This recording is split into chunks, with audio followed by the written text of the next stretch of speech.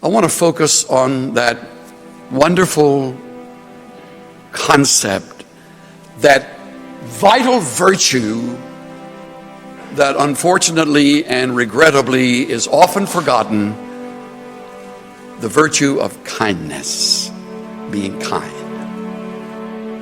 I want you to hear a story. 20 years ago, I drove a cab for a living. When I arrived at 2:30 in the morning, the building was dark except for a single light in a ground floor window. Under these circumstances, many cab drivers would just honk once or twice, wait a minute, then drive away. But I had seen too many impoverished people who depended on taxis as their only means of transportation to drive away. Unless the situation smelled of danger, I always went to the door. So I walked to the door and knocked. Just a moment, answered a frail, elderly voice. After a long pause, the door opened. A small woman in her 80s stood before me. By her side was a small nylon suitcase. "Would you carry this bag out to the car for me?" she said. I took the suitcase out and returned to assist the woman. She took my arm and walked slowly toward the curb. She kept thanking me for my kindness. "Oh, it's nothing," I told her. "I just try to treat all my passengers the way I would want my mother treated." When we got in the cab, she gave me an address. Then she said, "Oh, by the way, could you drive through downtown? It's not the shortest way." "Oh, I don't mind. I'm in no hurry. I'm on my way to a hospice." I looked in the rearview mirror and her eyes were glistening. I don't have any family left," she said, almost to herself. "The doctor says I don't have very long." I quietly reached over and shut off the meter. "What route would you like me to take?" For the next 2 hours, we drove all around the city. She showed me the building where she had once worked as an elevator operator. We drove through the neighborhood where she and her husband had lived when they were newlyweds. She had me pull up in front of a furniture warehouse that had once been a ballroom where she had gone dancing as a girl. Sometimes she'd ask me to slow down in front of a particular building or corner. She would sit staring into the darkness, saying nothing. As the first hint of sun was creasing the horizon, she suddenly said, "Okay, I'm ready. Let's go now." We drove in silence to the address she had given me. It was a low building. 2 orderlies came out to the cab. As soon as we pulled up, they were solicitous and intent, watching her every move. They were expecting her. I opened the trunk, took out the small suitcase, carried it to the door. The woman was already seated in a wheelchair. "How much do I owe you?" she asked. "No, you don't owe me anything," I said. "Oh, you have to make a living," she answered. "Oh, there are other passengers," I responded. Almost without thinking, I bent over and gave her a hug, and she held on to me tightly. "You gave an old woman a little bit of joy," she said. "Thank you." I squeezed her hand, then walked into the dim morning light. Behind me, a door shut. It was the sound of the closing of a life. I drove aimlessly, lost in thought for the rest of the day. I could hardly talk. What if that woman had gotten in an angry driver earlier that morning, or one who was impatient? What if I had refused to take the run, or had honked once and driven away? On a quick review, I don't think I have done anything more important in all my life. I love that story. It sort of helps me allow life to make up its mind again. You need to remember that story. The times you will want to be anything but kind,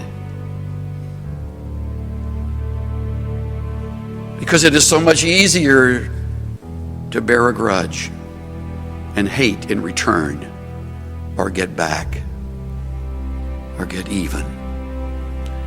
Hate destroys the vessel it's kept in.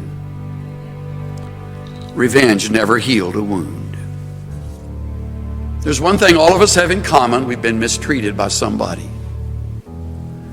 Some of you have known abuse, misunderstanding, and all of this has a way of siphoning your tank of kindness.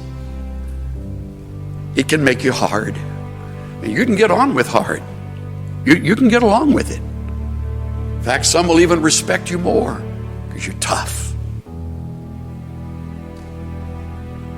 But I urge you not to be.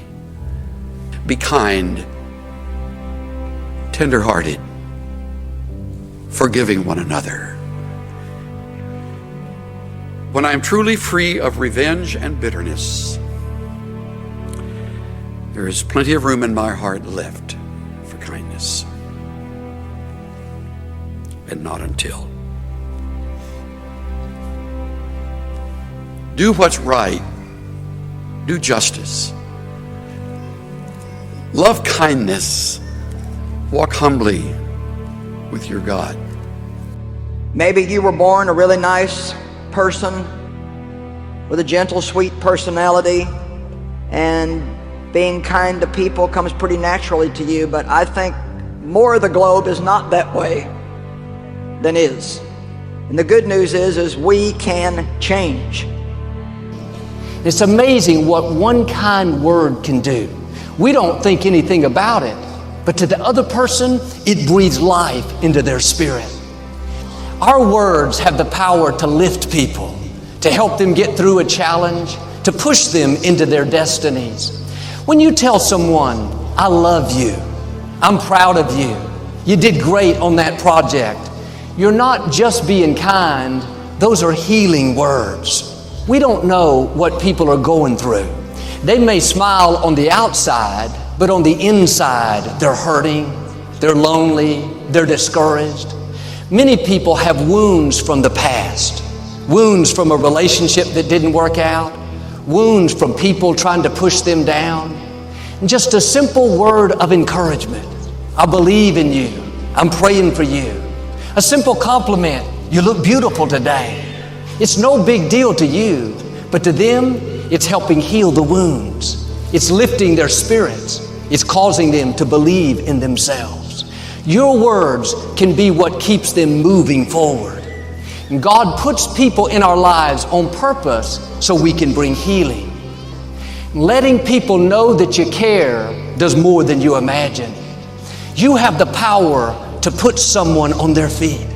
You have the power to keep them from falling into depression. You have the power to cause them to pursue their dreams. Be free with your compliments. You can think well of your friend all day long, but if you never tell them, they'll never know. God wouldn't have brought it up if He didn't want you to tell them. He wouldn't have put that thought in you if the other person didn't need it. You may not know them. It may not make sense to you, but God knows what He's doing. There's a reason they need your healing.